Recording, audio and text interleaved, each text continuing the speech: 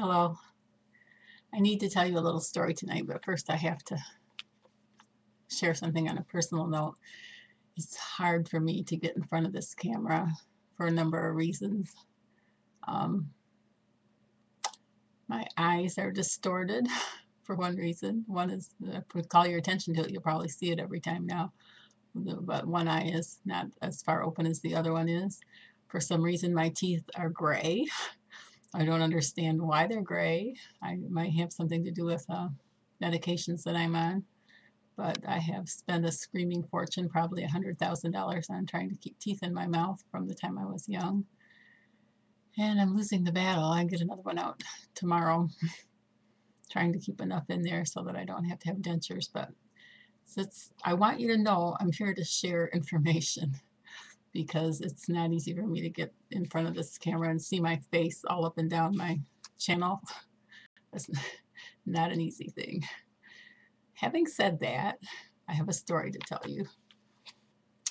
We became parents after we had been married for 11 years, and we were living in a rented double-wide mobile home. And our son was, I'm going to say, between 8 and 9 months old, because when he was 10 months old, we moved out of the mobile home. And a great storm kicked up one afternoon in the summer before we moved. We were already packing boxes, I think, for the move. One of the reasons I wanted to move out of the mobile home is so we'd have a basement for storms. So I had a little baby boy between, I think, like I said, 8 and 9 months old, because we moved when he was 10 months old. And I decided that staying in the mobile home through the storm was not going to be the best thing to do. So I popped him in his car seat, and I had a little Mercury Lynx, which is like a Ford Escort, old one. It was like 1992, the year. The Escort was probably 84, I think. But anyway, popped him in the car seat and took off for my sister-in-law's house, which was maybe, I'm going to say 4 miles away. And on the way there, the storm overtook the area I was in. And it just happened to be that there was a Little League game in progress. So everybody at the Little League game was blocking in their cars and starting to jam up the roads with traffic. And then I saw a side of myself that I didn't know existed. Turns out there were 5 tornadoes in the storm, and the sky was green, and there were trees falling over one after another. Luckily, I managed to not have one fall down in front of me, but I had this small child of mine in the car seat right next to me. And it was my job to keep him safe. I was his mother. It's my job to keep him safe. And I was gripping the steering wheel, and all I could say was, God, please help. God, please help. God, please help. Over and over and over again. God, please help. God, please help. And gripping the steering wheel. And I literally ran people off the road. I did. I'm the most timid, not totally timid, but I'm not a bad person. I'm a decent, nice person, and I was running people off the road. And it showed me what a parent will, number one, what a parent will do to protect a child, because I didn't know I had that in me. I didn't know that if it was going to be you're going to make it or my kid is going to make it, that my kid is going to make it.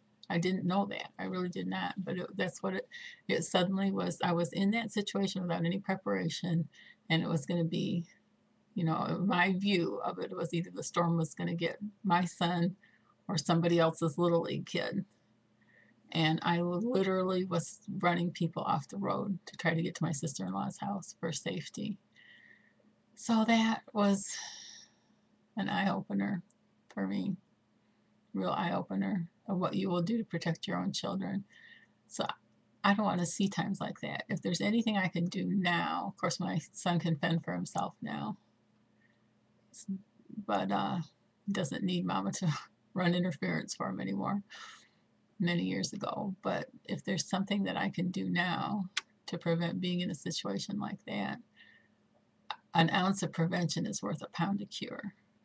And I'm going to do it. If it means that we go without other things in order to provide what we need or what we might need, it's just anything I can do to add to my confidence and peace. I'm going to try to do that. And I don't hold myself up in any way, shape, manner, or form as the example, because I have fallen short in so many areas and things are not like I would like them to be. I came down with it's a terminal illness, but I don't intend to die from it. I have no plans of dying from it. It's supposed to be curable within 8 or 9 years or so. But I came down with a serious neurological disorder, and I'm not going to say the name of it because I don't like to hear the name of it. And then somebody says, "Oh, my aunt's third cousin had that." I'm just not into that. I don't like hanging around with sick people. I don't like talking about being sick. And so, but it definitely threw a wrench in some of my plans to be 40 something, and now I'm 50 something, and it wasn't part of my plans. So because of that, a lot of things fell by the wayside and weren't taken care of properly. I have no idea how much time I've used. Should probably look at this, right? Oh, 6 minutes and 30 seconds. So any value you can derive from that, I guess it's a little bit more cheerleading that you don't know what you will do to provide for or protect your children. If, like they say, if push comes to shove, that's, an old saying, if push comes to shove. And that's a pretty graphic saying.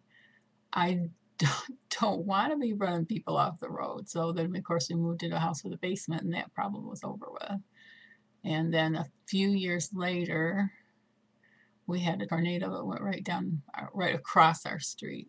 It was on the ground for a mile, and it came within 2 houses of our where we were. And the weatherman, it was 11 o'clock at night, and we'd had almost nonstop lightning for an hour. And the weatherman said, "There's not a tornado warning up, but it looks to me like there's a tornado right here." And he showed on the map where it was, and I thought, my geography's not that good, but that looks like where I live. And so we headed for the basement, and about a minute and a half after we got in the basement, you just heard this big whoosh. I said, "What the heck was that?"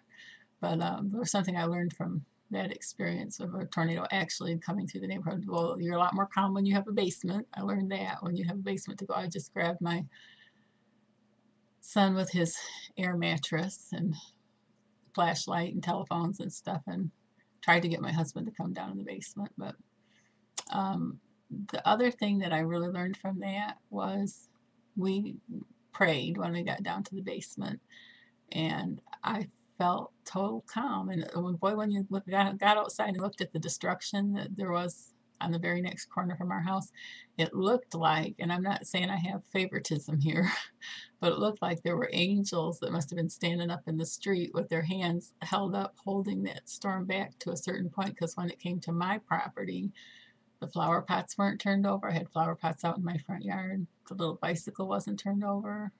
I could just tell you stories all day and all night, but we had 4x8 sheets of plywood out in the area in front of our property, not on our property, and other pieces of people's homes. And down the street the other direction beyond where the storm hit, there was somebody's toboggan laying there from their garage. And within a short period of time, the National Guard was here because people were looting.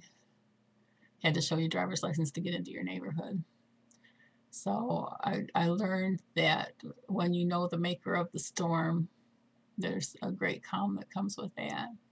We had prayed and we had asked that we would be protected, and we were protected. I'm not saying that's going to happen every single time, but we were thankful that we were protected and we didn't feel like we were in danger. And like I said, when I went outside and surveyed the damage, it was astounding. Too long. I know I've gone over 8 minutes now. How far? Oh, after more than 9 minutes, it's time to quit. So that's the end of this story. Thank you. Bye.